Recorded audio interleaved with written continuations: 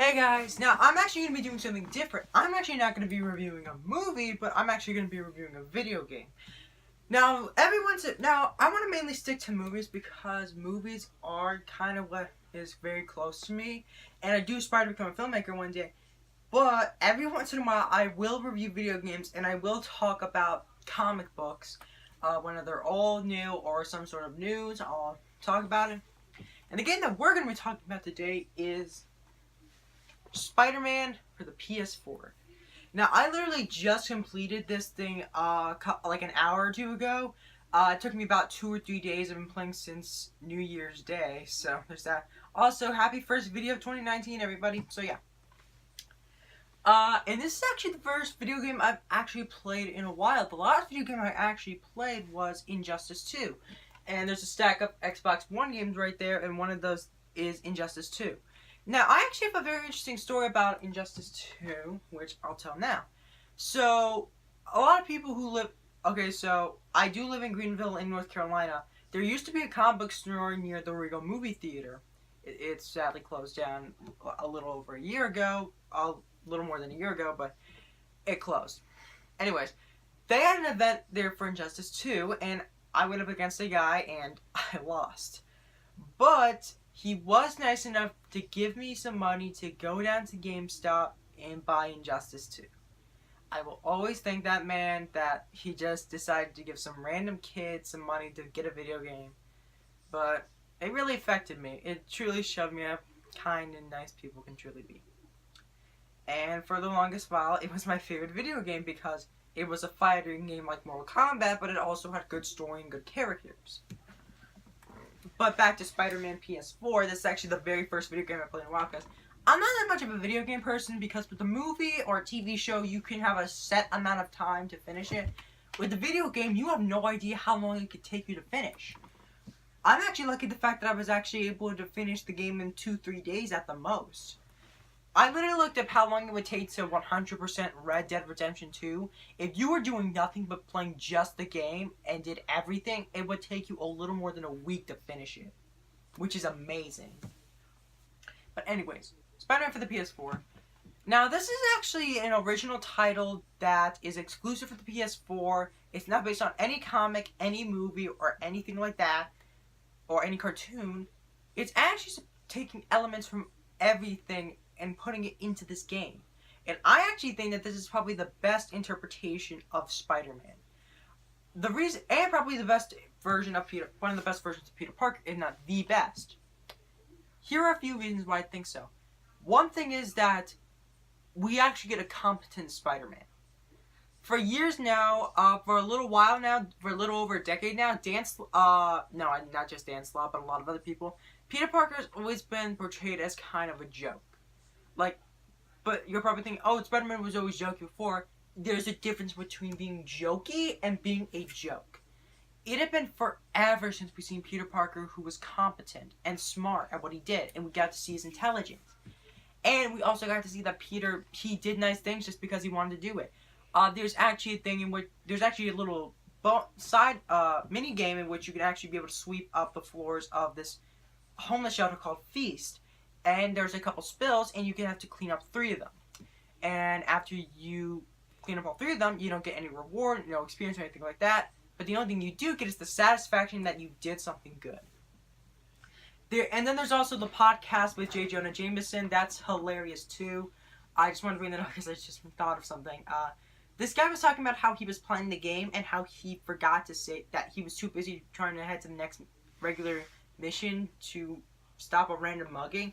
But then the guy later went in the game, called up Jameson, and then he's like, "So you told you Spider-Man's a menace." And and every single time that something happened, he did try to stop it.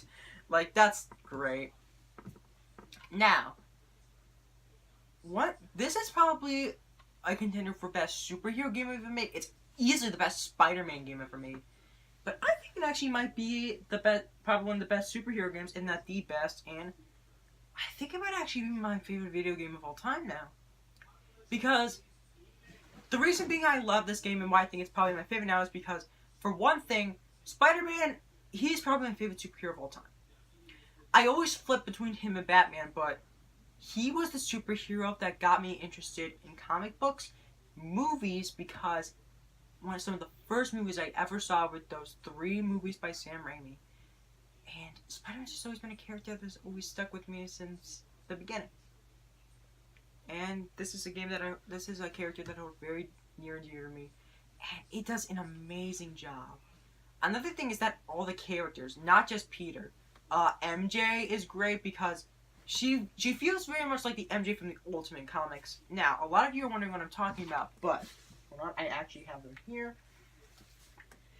Back in the early 2000s, Marvel wanted to do sort of a semi-reboot in which they wanted to get, new readers interested in superhero in their comics without having to go through their decades and decades of continuity.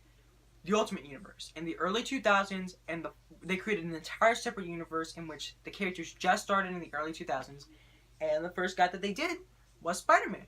And this is actually the very first trade paperback that I ever bought in my entire life, I think. And this is actually the first, when I really get down to it, this is probably the first real legitimate Spider-Man comic that I've ever read. I'm not made. I gotta give that to Brian Michael Bendis. By the way, great job, dude, for, making such a good comic book series. But I digress. Back to the game. But in the Ultimate Universe, MJ, even though she was in high school, she wanted to be a reporter. She wanted to help Spider-Man. That's exactly what she is in the game. In fact, MJ has always been that damsel in distress in which she's always has to be saved by Spider-Man. Sure, there's one scene in which she's saved by Spider-Man, but after she does, a ton of really, really, really cool stuff, too.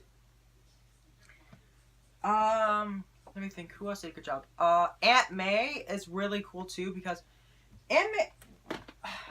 I'm actually with another guy on this situation. We have the same opinions. I'm sick and tired of having to see, old, frail Aunt May. It's he's oh, no, I gotta worry about Aunt May because her heart could give it at any second.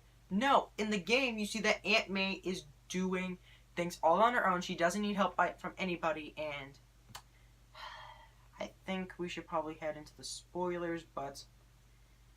Okay, so, a little bit of backstory. Spider-Man, at the beginning of the game, Spider-Man defeats the Kingpin, and the rest of the game is the ramifications of that, with a man named Martin Lee, also known as Mr. Negative, coming to power, essentially, to fill that void that Fisk left. And he stole something called Devil's Breath. That was developed by Norman Osborn, who in this universe is the mayor of New York. The reason why he did this was because he wanted to make a cure for his son, Harry. Because he had a genetic disorder that ended up killing his wife. What I mean by how it incorporates everything Spider-Man, including the movies, somehow it's able to take aspects from Amazing Spider-Man 2 and make it work. Yes. Amazing Spider-Man 2, they take elements from that and make them good. Make them work into the story. But anyways, Mr. Negative takes it, but however, it's taken back. However, which leads to the big surprise villain. Spoilers, it's actually Doc Ock. And he was very sort of jealous of Norman and how he thought that he was always the better of the minds who created Oscorp. And he actually had a disorder in which pretty much he'll lose all muscular control. He won't even have his basic motor functions, but it's just the muscles. His mind will still be fine. So he created this robotic arms to try and help him, but the CPU chip was basically driving him crazy. And they actually make Doc Ock to be a character that you do care about. You do see that he is a good man, but he was corrupted by his experiments in his environments around him. But eventually, Doc Ock released the Devil's Breath, and there's a period in the game in which, for a while, you do nothing except in which you are hunted down by here's what I mean. Earlier in the game, you basically are allowed to swing around and do whatever, and you can be able to do a ton of other side missions too, and try and stop a few crimes. Crime is everywhere by the time you enter the third act. When Devil's Breath is initiated, and people from the Wrath, which is a super big prison in the Marvel Universe holding superpowered beings, when they're all released, and including a couple of other people too, from other prisons, it is just complete mayhem. And also, Silver Sable's in the game, and so is their company. And not only can you be able to swing around, but you also have to avoid getting shot at by a ton of other criminals, and also getting shot by Silver Sable's men. And this leads me to probably the biggest emotional tearjerker of the entire game. The ending. Third act. After Spider-Man beats Doc Ock. That in itself, that little moment after the final battle between them is really emotional too, but it's when when he administers the cure, and he gives it to the doctor who created the Devil's Breath, and the doctor tells him, yeah, there isn't enough for everybody. We need to be able to create more of it. And Spider-Man asks, how long would that take? A couple hours, a day, maybe, the doctor replies. But Aunt May is severely sick by the Devil's Breath, and she literally might die in just a few hours. And Peter asks, what if we give one person the cure now? And the doctor says, there wouldn't be enough for everybody else. And Aunt May, basically, after the doctor leaves, Aunt May, Spider-Man goes up to Aunt May and says, you're gonna be okay, man. And then May says, take off your mask so I can see my nephew. And they share this big moment in which May says, look, it's okay to let me die. Save everybody else.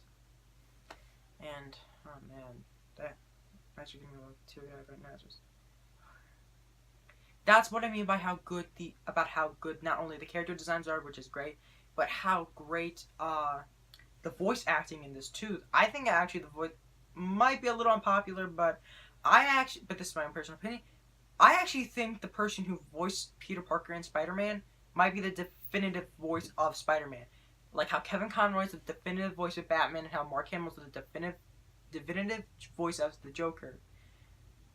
I think the guy whoever did Spider-Man's voice, I'm sorry, don't remember his name, but I think he is the definitive voice of Spider-Man. Because he's not only able to because Spider-Man is supposed to be an average Joe. He's able to handle that really, really well. And whenever Spider-Man is delivering jokes, he actually handles that pretty great too. But also, I talked about a lot of other stuff, but I want to talk about the game mechanics. The game mechanics are great. Probably the best part about the whole game is whenever you're web slinging. A lot of people say that for the longest while, Spider-Man 2 back in 2004 was the best Spider-Man game. This easily takes the cake. Not only with obviously can't see where I'm pointing or whatever, but the web slinging mechanics are not only just as good as Spider-Man 2's, they're better, and they're also really, really cool too. And there's also a ton of other side quests. Like, you could be able to do a lot of other stuff. Like, you can do side quests. You can stop random crimes. You can just be able to do these research facilities that Harry Osborn left that will help the environment. And there's one in which you have to collect fecal matter samples from pigeons. And then Spider-Man says, I bet the Avengers don't have to deal with bird poop missions. And not only that, but there's also another thing in which there are backpacks hidden around the city, which include old Spidey merchandise. A ton of stuff from Peter's past, not just merchandise. But, one backpack, he finds a spider plushie. And he says how there was a prototype of it. But he couldn't sell his likeness rights unless he revealed his secret identity, which he couldn't do. So he couldn't get the royalties. Yeah, that's kind of funny and sad at the same time. And I do think that this game is great. I think it's really great, and how it might be my favorite game of all time. There's one problem with it, though. The difficulty. The difficulty is super duper hard. I played this on regular medium mode. It was insanely hard. I know a video game is supposed to give you a challenge, but dear Lord, I pretty much had to start the game several times over just to try and see if I could be able to beat, just in order to reset the level. There are multiple areas in the game in which either MJ or Miles, in case you're wondering who I'm talking about, Miles Morales is in the game, and he's great too. Miles is sneaking around, and there were things in which I thought I got caught by the guard, so I reset the thing because I panicked. That's what I mean by that. So, yeah, difficulty is hard. And some of these side quests are a bit annoying too, like when you try and stun the bombs from Taskmaster, when you're trying to chase the drone or something like that, that can get really annoying sometimes. And sometimes, even though I do love the web slinging mechanic, sometimes it'll do things in which I'll whip and try and go someplace, but it won't go in the right direction that I want it to go in, and that can be really, really annoying sometimes. Like, what if, like, I'm in the middle of a car chase, and it basically swings me right into a wall when I'm trying to get to the car. That can be really, really annoying. So, those are my major gripes with it, but overall, and not only that, but, yeah, I think this game is really, really great. I highly recommend it if you haven't gotten it already. I don't know if I can be able to... I think I might be able to have to say this, but aside from those major gripes that I have with it, which when you get down to it, in the grand scheme of things, everything was so good with everything else.